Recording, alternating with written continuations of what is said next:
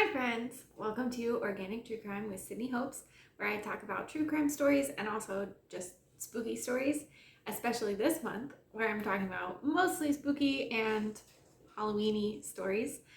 Today, we're going to be talking about Harry Houdini, which I promise does relate to Halloween, and we will get to that.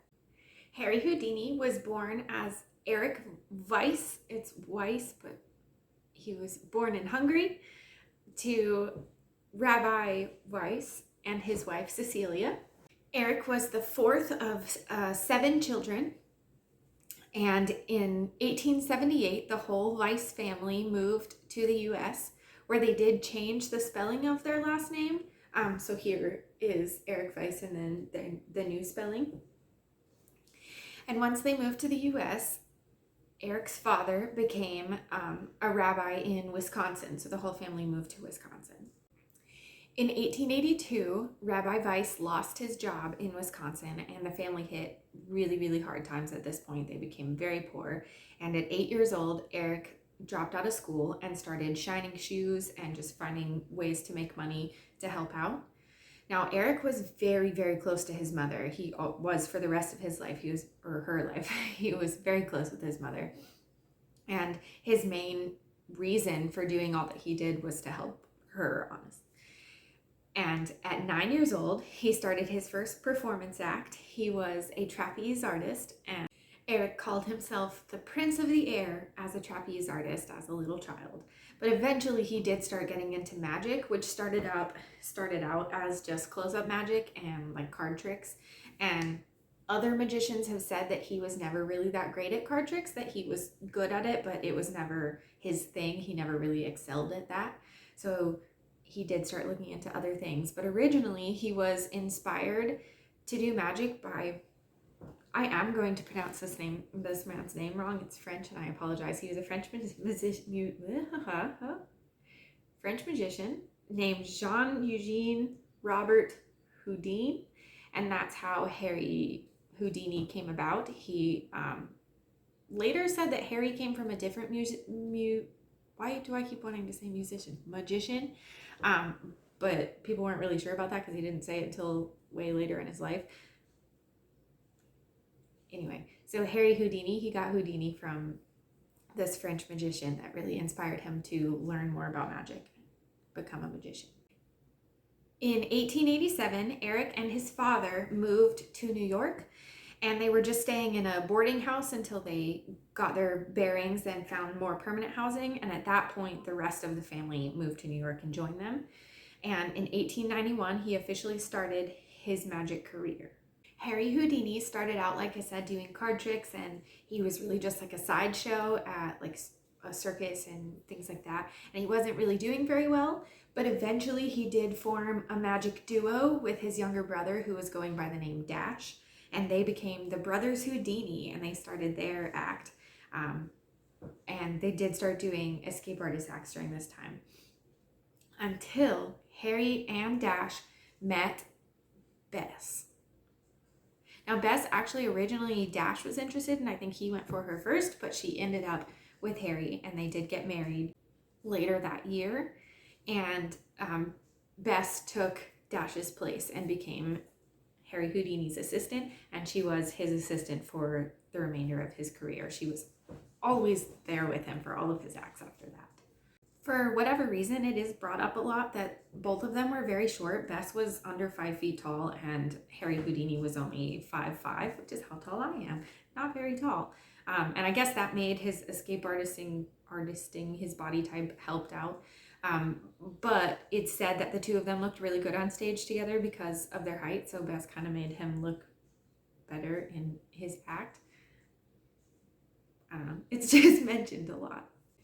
In 1899, Harry met a talent manager who really enjoyed his act and told him that he should focus on just being an escape artist, that was his best skill. So at that point, he did just start focusing on being an escape artist. And this agent was able to get him booked onto a circuit with a theater group. So he traveled around at a certain type of theater and would do his acts. And he became a hit very quickly. People loved to watch him escape. So he progressed from there, and this is when his his real escape artist career really took off and started. And he eventually started getting really cocky with his act, which he had every reason to be. He did it every time. But he would travel around to different cities and he would challenge the local police department to like put him in a cell or put him in handcuffs, and he would escape every time, and people loved it. They loved watching that. And he eventually deemed himself the handcuff king. He was Harry Houdini, the handcuff king. He could get out of anything, just try and hold him down. In 1906, he did start a brief film career. He produced and starred in them, but they didn't really make that much money for him, so it didn't last very long, and he eventually quit doing that. In 1908, he started doing his famous milk can act, where he would climb into a sealed milk can and find a way to escape from it. And also around this point, he just started putting out challenges, just publicity stunts of try and come up with something that I can't escape from. And people would challenge him with all kinds of things, including being handcuffed and then put into the belly of a whale that had washed on shore, which really freaked me out. But apparently that was a thing. I mean, I guess it was early 1900s, but still. And around this time, he was, like I said, a really big hit. He had become very popular and he was making a lot of money from all of his shows. So he started getting into like rich people hobbies, like he tried his little film career, didn't work out. So in 1909, he started becoming a pilot. He flew, and he actually for a while claimed to be and thought he was the first person to fly in Australia, to take flight in Australia. But it turns out that's not true. Someone else had done it like the year before him. I guess it just didn't get that much publicity. But for a while it was thought that he was the first person to fly in Australia. But I don't think his piloting really lasted that long. It was really just for fun, and I don't think he really did it that much. But pretty cool. Harry Houdini was a pilot. I did not know that. Also around this time, he started very seriously researching and eventually published a book on the history of magic. And it was really common at the time for magicians, and maybe still is, I don't really know that much about modern magicians, but for magicians to say that their powers came from some kind of spirit, that they were guided by spirits. And Harry Houdini did not like that. And he, in his book, called out a bunch of magicians for being liars and saying that they were guided by these spirits and it wasn't real. And he did a lot of research and debunked a lot of them, including the man who originally inspired him and gave him his name. He did take all that back and called him out as well in his book. And a lot of magicians came back on him on that and disagreed and stood up for the people that he called out in his book. So he had very controversial views on magic.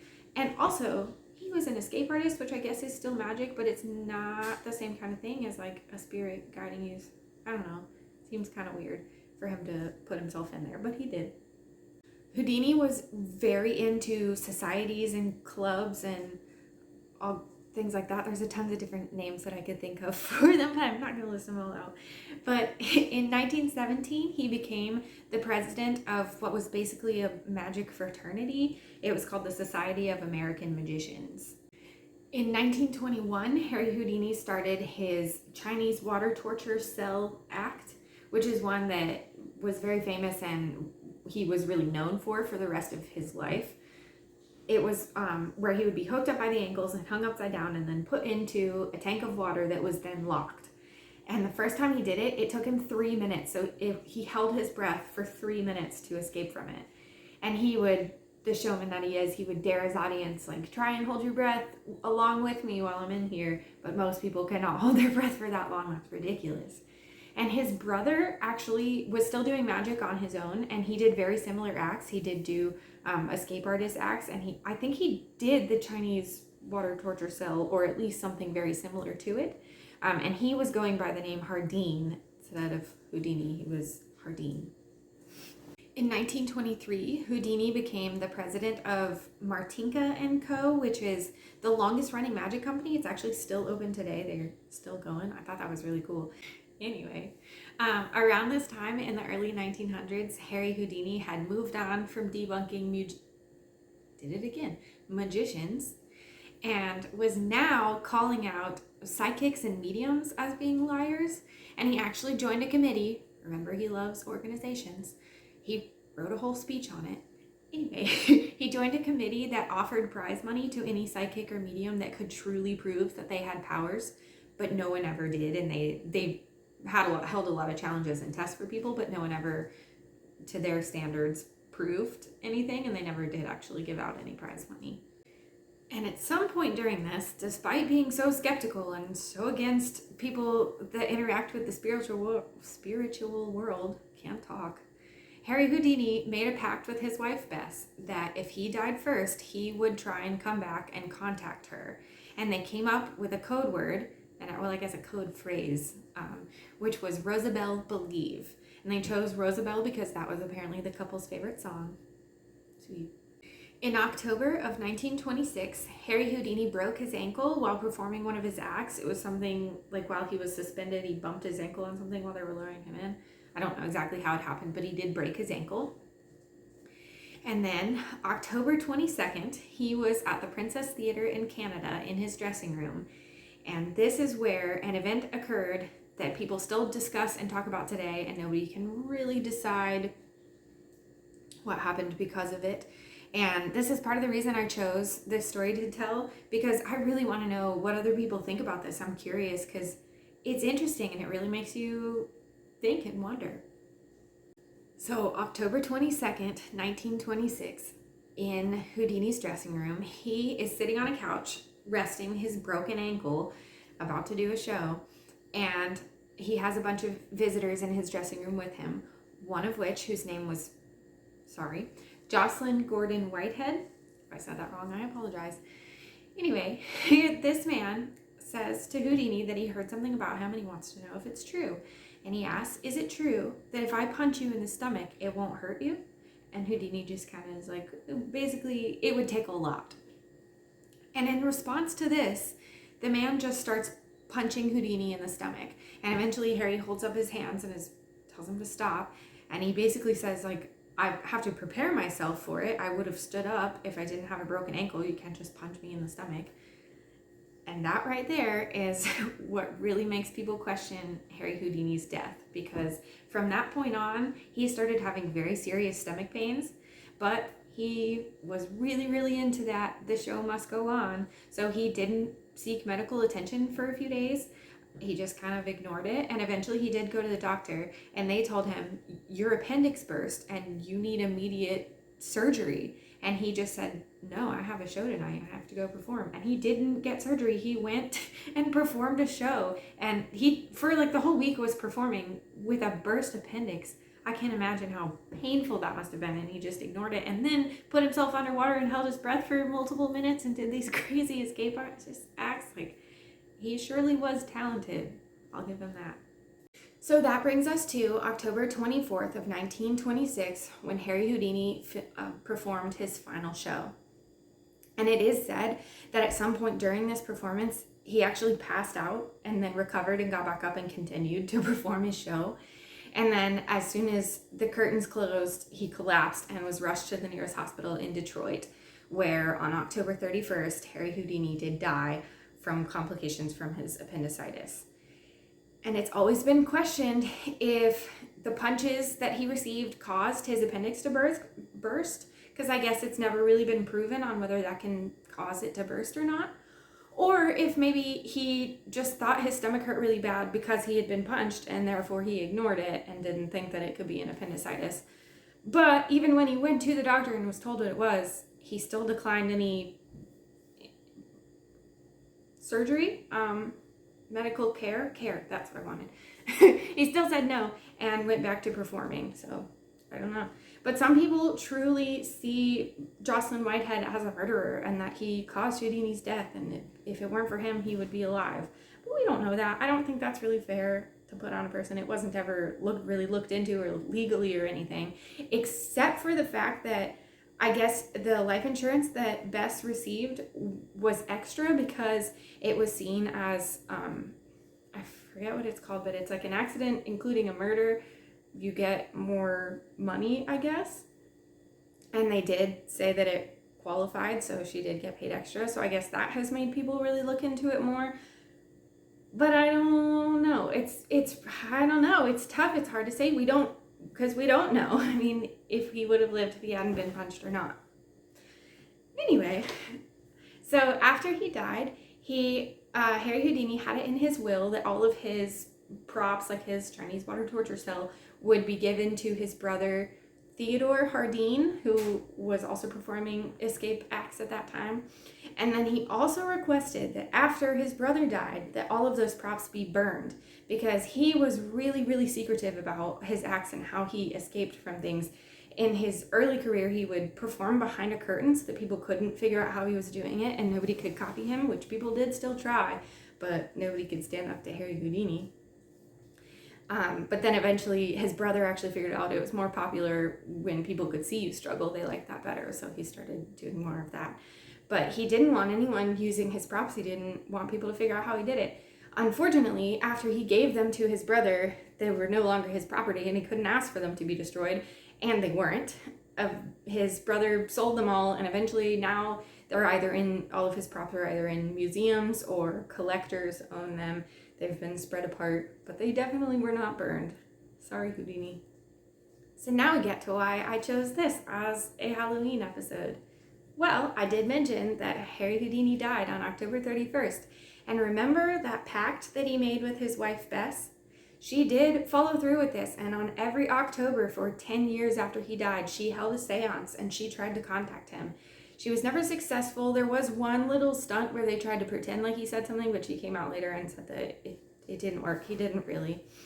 But now, even today, people do still meet, and I think it's mostly like magician societies meet on Halloween every year and try to summon the ghost of Harry Houdini.